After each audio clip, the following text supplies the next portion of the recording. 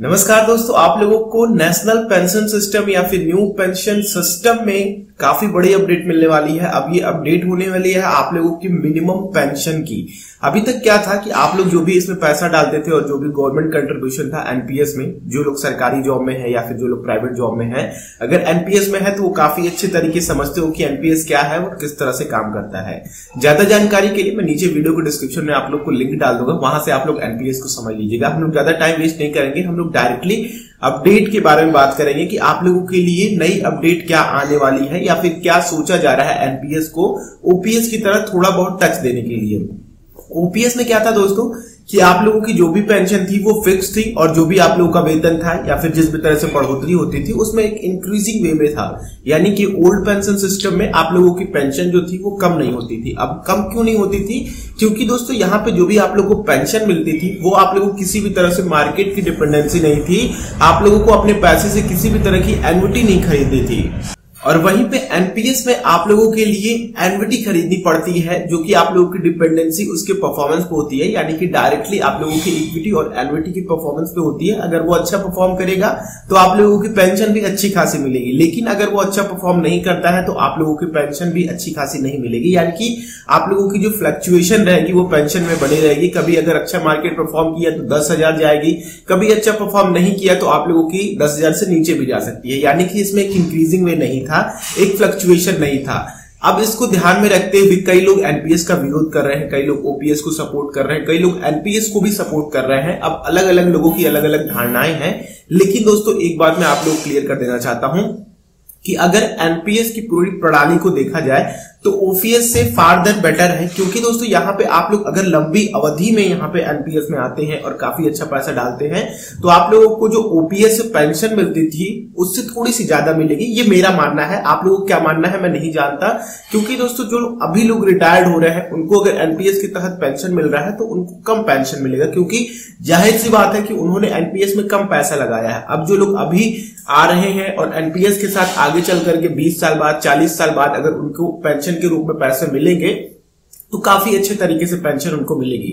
लेकिन अभी की बात करें तो अभी के हिसाब से जो लोग रिटायर्ड हो रहे हैं, पिछले 10 सालों से रिटायर्ड हो रहे हैं अभी तक, उनके लिए दोस्तों ओपीएस काफी बेहतर था। लेकिन आने वाले समय के लिए एनपीएस काफी अच्छा होगा। आप लोग का क्या विचार है नीचे कमेंट बॉक्स में लिखिए। बाकी एनपीएस और ओपीएस को काफी अच्छे से कंपैरिजन किया है।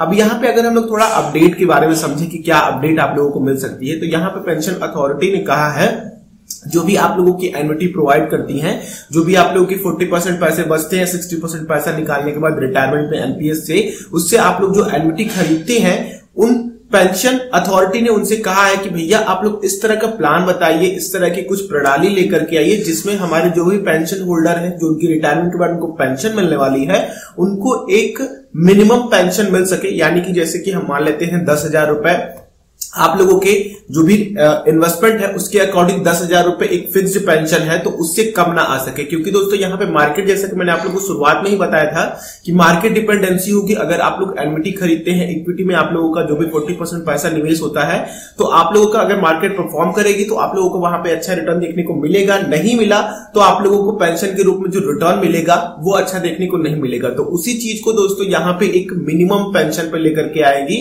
यानी कि उससे कम नहीं हो सकता। हाँ, ज्यादा हो सकता है लेकिन कम नहीं हो सकता है। तो ये इन चीजों पर विचार किया जा रहा है। और साथ में पेंशन अथॉरिटी ने यह भी कहा है कि जो कंपनियां 5 साल पुरानी है, चाहे प्राइवेट हो चाहे गवर्नमेंट हो, जहां से भी इनकी एन्युटी खरीदनी चाहती है वो इनको लेकर के आए पूरा दस्तावेज के साथ कि इस तरह से हम काम कर सकते हैं और इस तरह से मिनिमम पेंशन जो भी एनपीएस के होल्डर्स हैं उनको मिलेगा।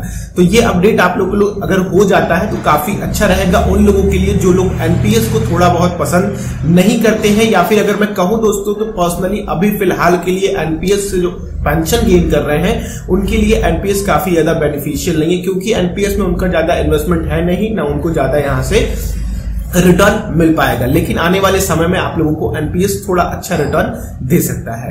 मेरे ख्याल से आप लोगों को ये अपडेट मैंने दे दी है। अगर आप लोगों को क्वेश्चन हो एनपीएस और ओपीएस को समझना चाहते हैं तो मैं नीचे उसकी वीडियो को डिस्क्रिप्शन में लिंक डाल दूंगा।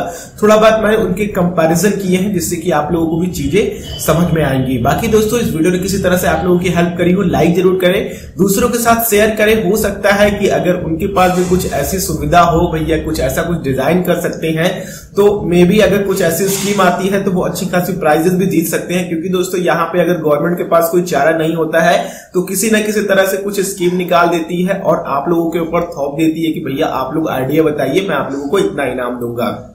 ये प्रेजेंट गवर्नमेंट की नहीं, सारी गवर्नमेंट का यही काम है। चलिए आप लोगों से नेक्स्ट वीडियो मिलता हूं। अगर आप लोग चैनल पे नए हैं सब्सक्राइब करें और बेल आइकन को जरूर क्लिक करें, आने वाली इसी तरह की वीडियोस की नोटिफिकेशन आप लोगों तक आती रहेगी।